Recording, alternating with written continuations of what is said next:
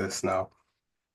So, hi everybody. My name is Tunde or Emily. I'm an ENT registrar in Manchester, but also a PhD student as well. And I used to go to St Andrews a long time ago. And today's talk is on scalpels and side quests and how to thrive in modern surgery. So I'm going to take you through sort of my career and some of the options you have for a portfolio career in surgery. If you've got any questions, I'll answer them at the end.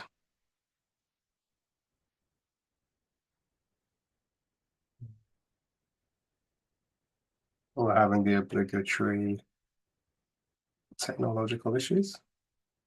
Okay, so why should you listen to me? Well, I'm hoping over the next half an hour, I'll be able to convince you that surgery is still a worthwhile career and that the options to explore in surgery are more varied and they're more exciting than they've ever been before. Now, I've always wanted to be some kind of doctor, and this is me giving my sister an injection after taking verbal and written informed consent.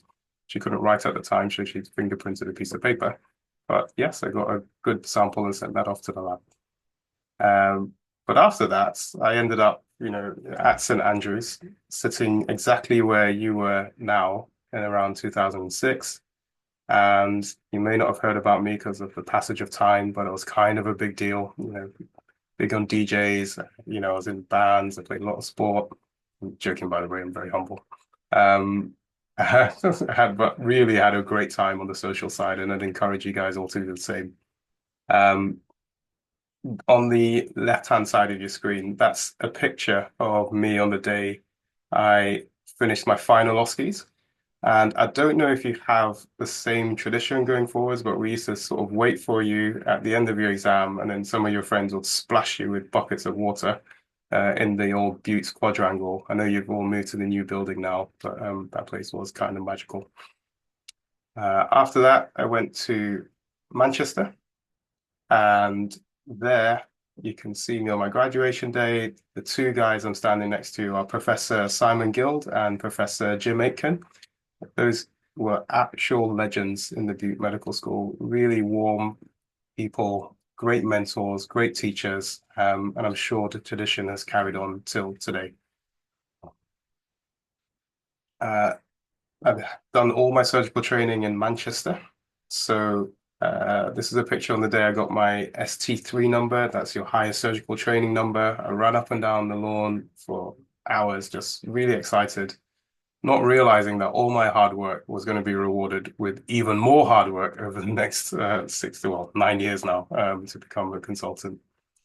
And right now, I'm in the final year of my training, aiming to do a fellowship in October and then start a consultant job somewhere in the country. So let's touch on the landscape of surgical training. Now, if you read the online forums, if you read the newspapers, if you speak to surgical trainees at the moment, it's a bit of a bin fire. The cost of training is high. The pay and working conditions are not great. There's competition for places. Surgery on the NHS has not kept up with sort of the changing culture and attitudes to work. Unfortunately, surgery has a problem with sexism, and we have new technologies coming that might threaten our learning opportunities, but also the future for the way we work is quite uncertain. So we'll touch on some of these today. In 2009, the Association of Surgeons in Training, ASSETS, ran their first survey looking at the financial costs of becoming a surgeon. Now, this was looking at trainees up to level ST3, so that's up to 4 to 5 years out of medical school, and found that on average, trainees were spending around £5,000 to £6,000 on out-of-pocket costs to getting their portfolios up to scratch and improving themselves. If you fast forward to 2015, this had nearly doubled to around £10,000. Yet the study budget numbers were still at around £600 per person. On top of this, your average medical school debt was increased to around £57,000. Uh, and nearly 90% of trainees felt financially stretched.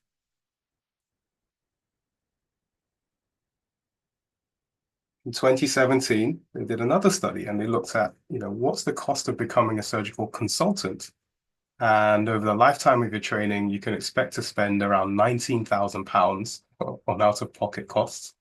And if you wanted to pursue an additional degree, which will give you additional points for those competitive jobs, it will cost you around £40,000. And that's just not the cost of the tuition fees, but it's the cost of sort of your missed earnings or lost earnings and then lost pension contributions as well. And actually, around two-thirds of senior trainees, so towards the end of their trainings, had some form of master's degree. So this was more people were bearing this cost than not. And what about the non-financial costs?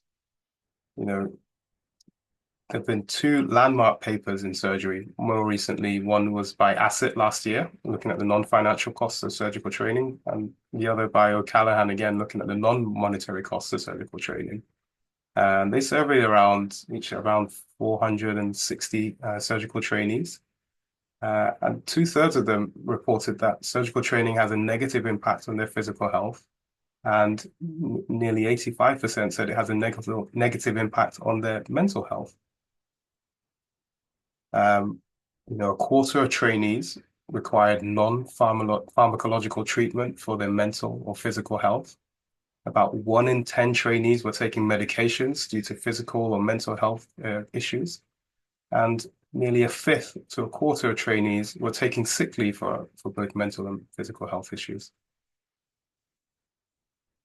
Half of trainees were reported that they were considering practicing in a different country because of the non-financial costs of surgical training.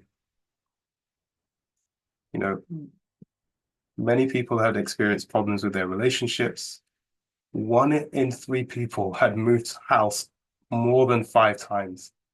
Moving house is one of the most stressful things you can do, and doing it every year on top of your surgical training, you can imagine what an impact that has on people. Female surgical trainees, about half of them had paid for weekend childcare. So this comes out of your pocket. The hospital's not paying for it.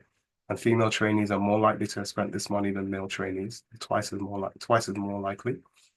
Rota patterns affected people's quality of life. And if you looked internationally, 1 in 5 surgical trainees starts training and doesn't finish due to burnout. Now, if you believe what you see in the newspapers, we're actually living the high life. This is my friend Stuart, who was over in Australia, and this is a picture taken on his elective. That helicopter and a 100-foot yacht apparently belongs to a dermatologist who works out in Sydney. I'm hoping to convince you that you can, well, you probably won't get that level of wealth here, but you can definitely get a good life in the UK, or maybe not that good. But if you see some of these issues of pay and working conditions have led to the strikes that you'll all be well aware of, you'd have seen. More recently over the last couple of years, that's led to a pay rise over the last 2 years. But I'm sure there will be more, well, there will be more talks about our pay and working conditions coming forwards. The first strikes were actually done in 1975, and that was because junior doctors are working lots of overtime but weren't getting paid for it. In 2012, there was a general strike because there was changing, pension changes. In 2016, again, that was due to pay and working conditions, but regardless, despite the strikes, the new contract was imposed. Uh, and just kind of some figures as to showing how bad it's gotten, compared to 2008, whether you use CPI or RPI, so retail price index or consumer price index, doesn't really matter. But essentially, pay is significantly down compared to what junior doctors were earning years ago. And what about the actual working conditions? Well, every year the GMC sends out a survey to all trainees and trainers. And last year's results showed that, 63% of trainees are at moderate or high risk of burnout. And this was highest in emergency medicine trainees and then closely followed by surgical trainees. We trainees were facing problems such as reduced theatre time. We had concerns about meeting their procedural competencies. Rota gaps led to exhaustion. Many trainees were working above average working hours and felt that they weren't appropriately supervised. But the one glimmer of hope was that around 80 to 90% of trainees felt that they had worked in an area with a positive team culture.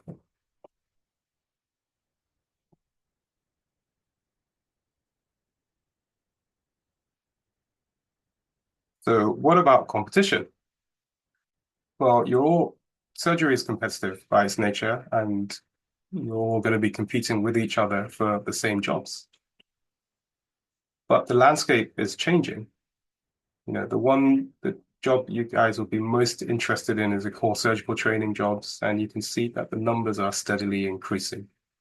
I don't know any people that want to do cardiothoracics, but I think very carefully about the numbers of people you're competing against. And as an ENT doctor, I'm, staggered to see that the competition ratios are falling, but I have complete bias in saying it's the best surgical specialty we have going. So if I was you, I'd take advantage of these numbers. But let's delve into CST a little bit closer. The job numbers are static, and the number of applicants is rising. Okay? And that's not just because there are more of you coming through medical school, but one of the big elephants in the room is that we've had a massive influx of international medical graduates. Now, in 2023, around 70% of doctors joining the UK medical workforce were international medical graduates, and that's up from around 50% a few years before. And because of changes in, things the jobs they were able to apply for, then they were able to apply directly to specialty training if they had to pass certain exams. Another area for competition, and something that's been hotly debated in the medical literature and the newspapers, is the role of physicians associates. So much so that this prompted ASIT to do a review in 2024, looking at the impacts that they have on surgical training. And it wasn't all bad,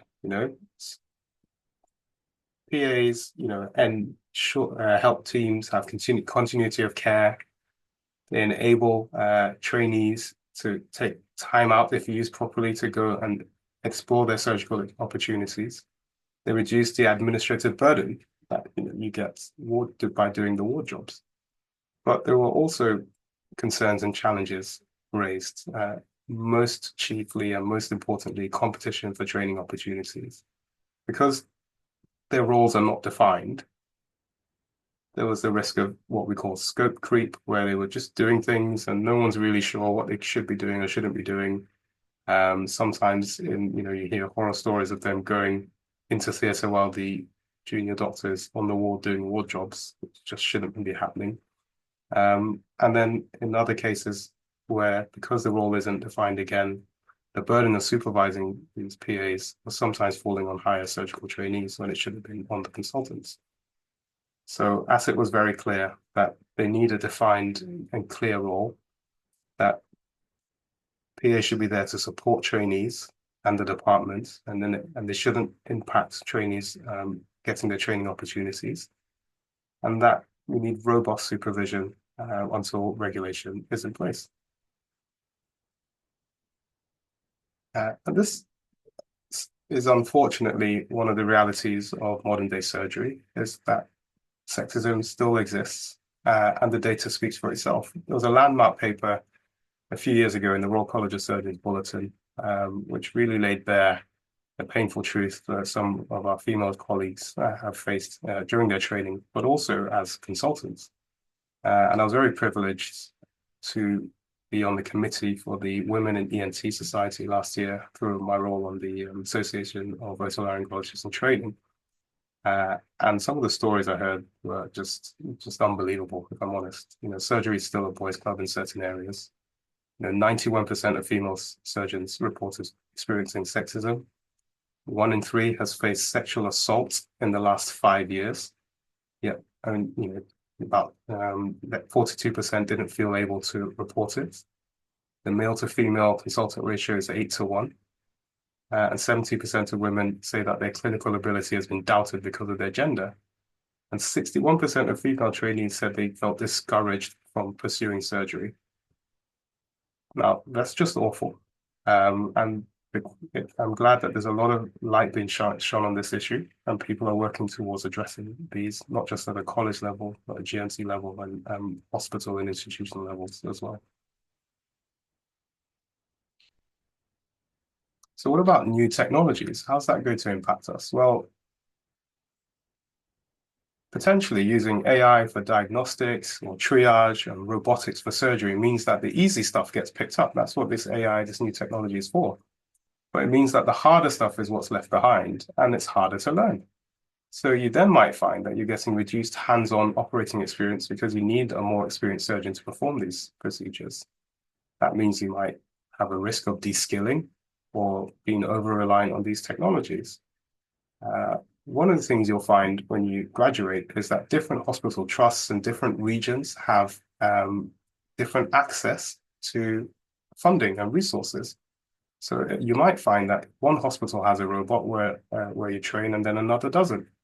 And so just by virtue of where you get placed in your training program, you might have inequitable access to advanced training tools.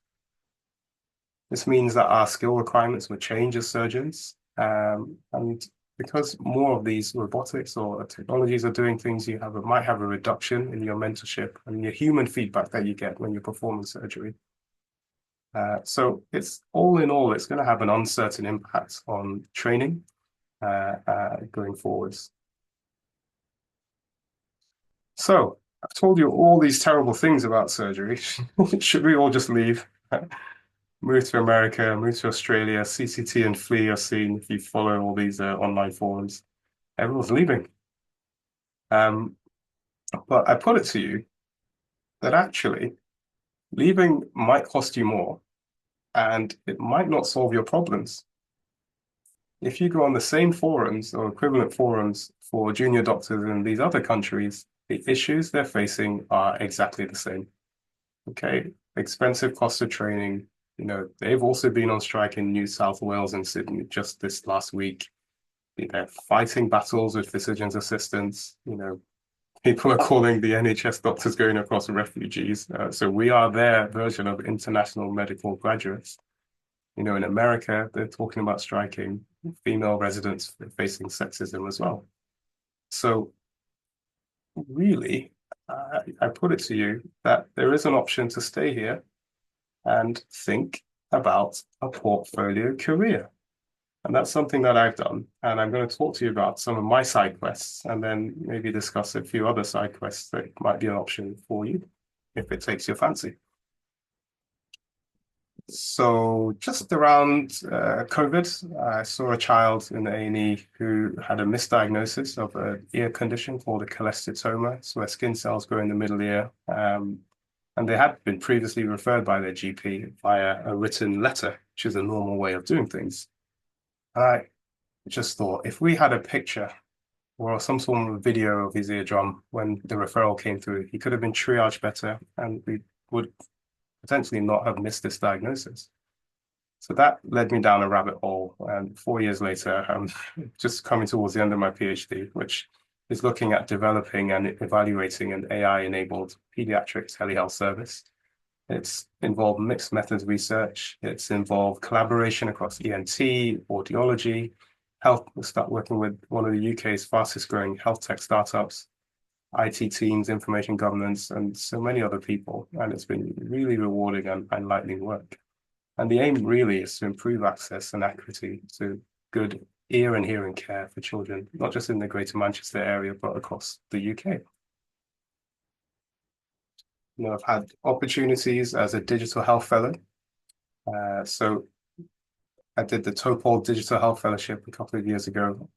And what that is a 12-month national fellowship by NHS England, and it supports clinicians to lead digital transformation in healthcare.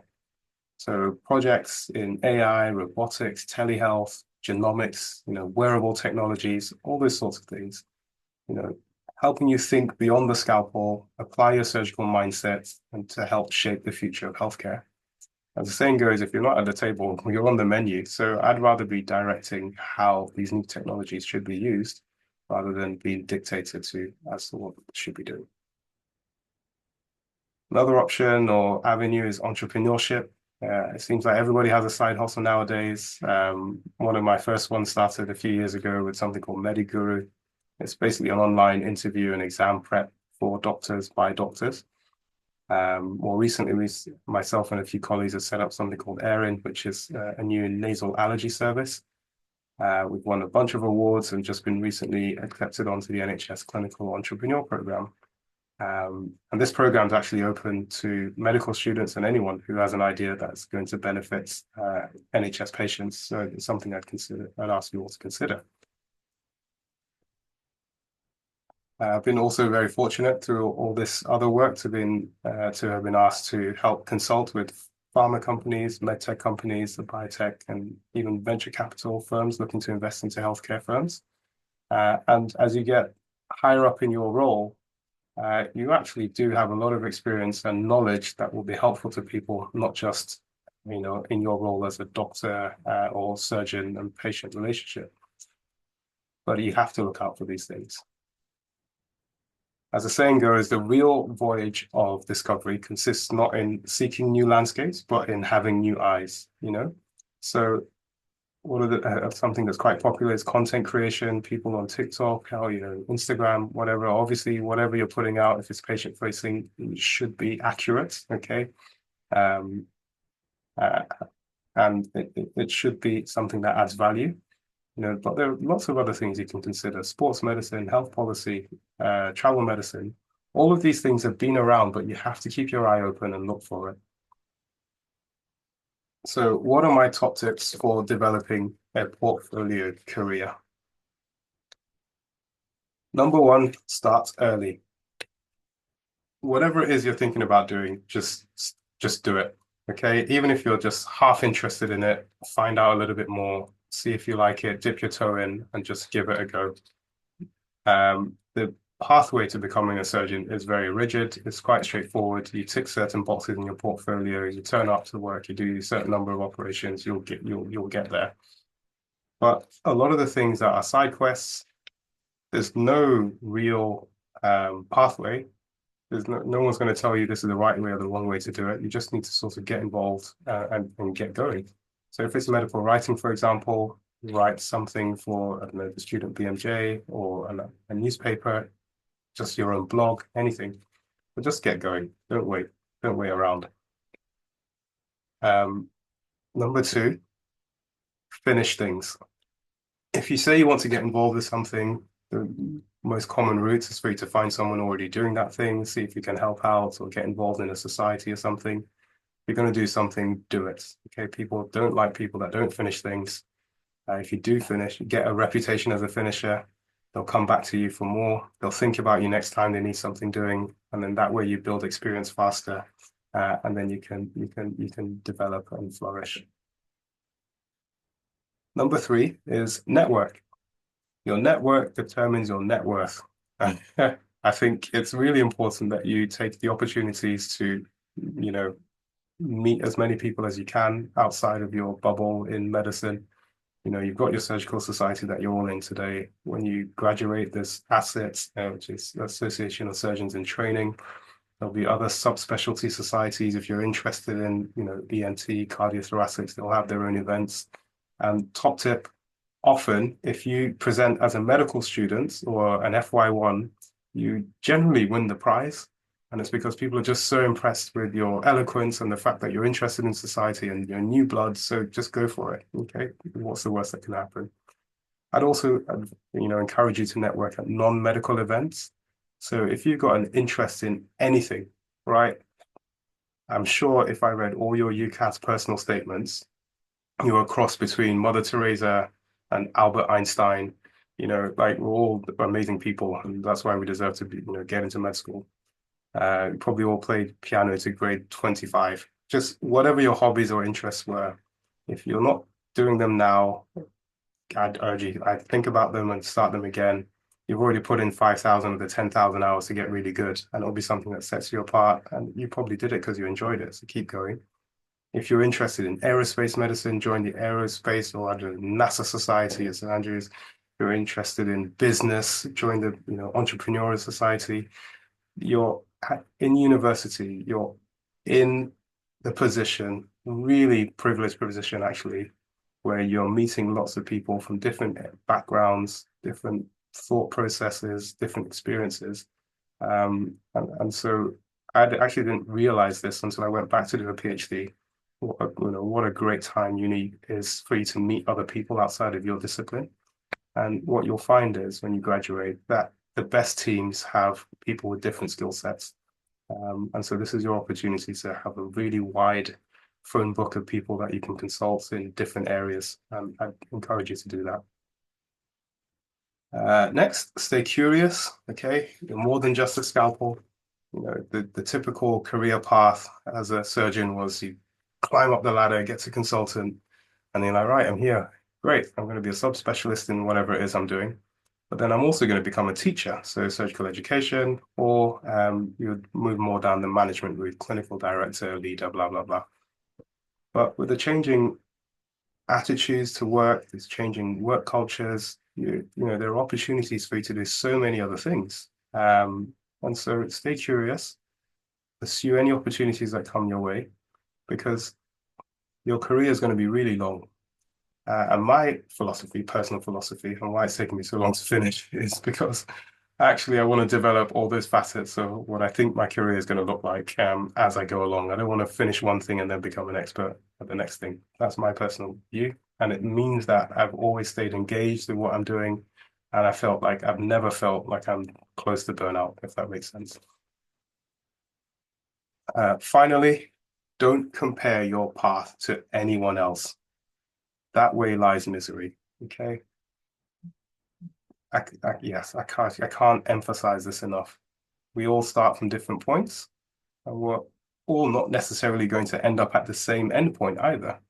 Your career is yours. It's yours to shape. It's yours to determine, and it's yours to choose how you're going to get to where you're going. Don't look at anybody else. With more female trainees in surgical training nowadays, many of you might want to start a family, have children. Many of myself included, actually, and many of my guy friends have taken longer times for paternity leave and things like that because, we like to spend time with our kids, not like the Orban generation.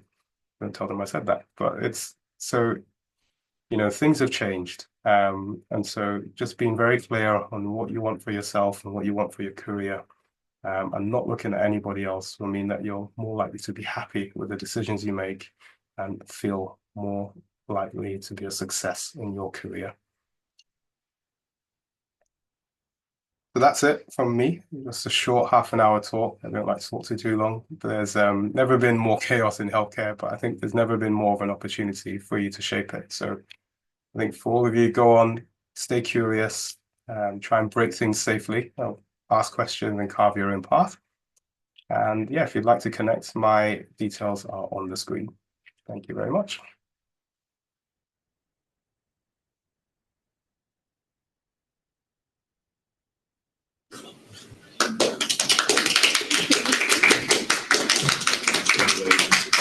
Thank you so much for your talk. That was really interesting.